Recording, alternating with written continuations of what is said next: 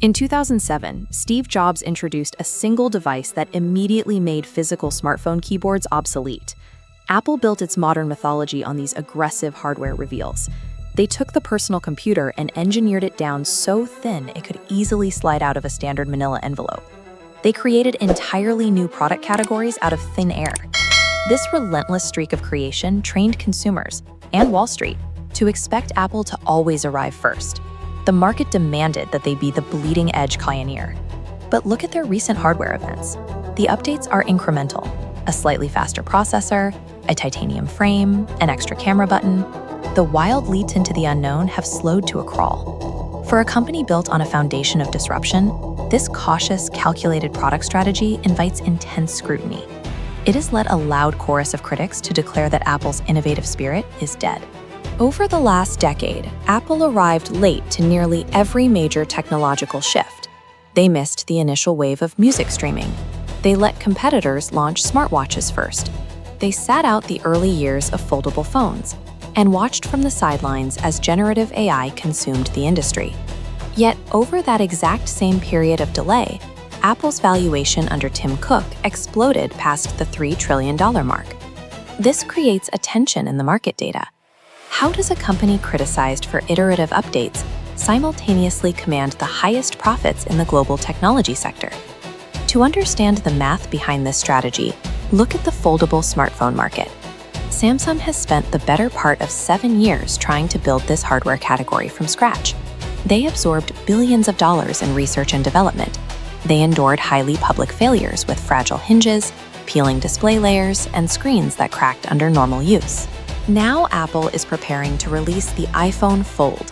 Supply chain leaks point to a refined, wide fold design that opens like a book, carrying a competitive entry price of around $1,999. This is the modern Apple playbook at work. They intentionally allowed a primary rival to absorb the financial and reputational risks of beta testing a nascent hardware category on the general public. This chart shows the 2026 North American foldable market share.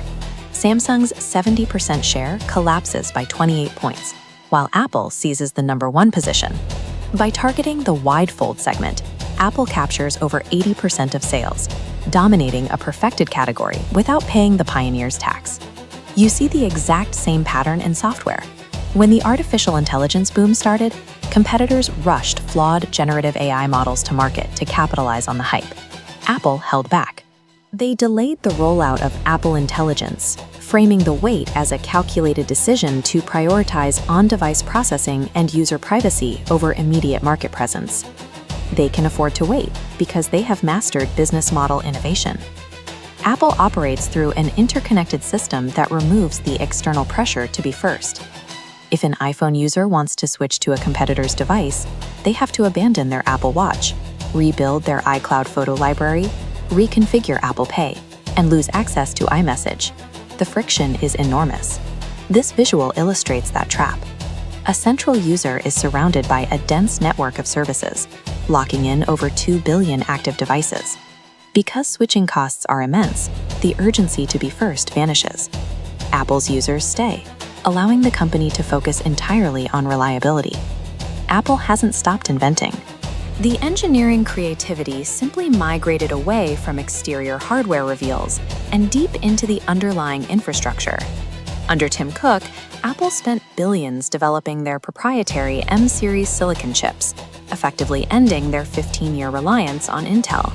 They built medical-grade health diagnostics directly into the Apple Watch array. They even weaponized data privacy. What used to be a standard legal compliance issue was engineered into a core feature of operating systems, a brand differentiator that actively locks out third-party trackers. Steve Jobs' era of innovation disrupted consumer markets. Tim Cook's era quietly consolidates that power through sustained, invisible infrastructural dominance. Today, Apple functions as the ultimate market validator. When they finally release a product like the Vision Pro, they grant the mainstream public the permission to adopt a complex technology. The reckless pioneer that built the first Mac and the original iPhone is gone. In its place is a quiet, ruthless optimizer that lets others take the arrows before stepping in to take the territory. It challenges us to rethink what a visionary tech company company actually looks like in a mature, high-stakes industry. True technological dominance in the 21st century is not measured by who invents the future first. It is measured by who has the power, the patience, and the capital to perfect it.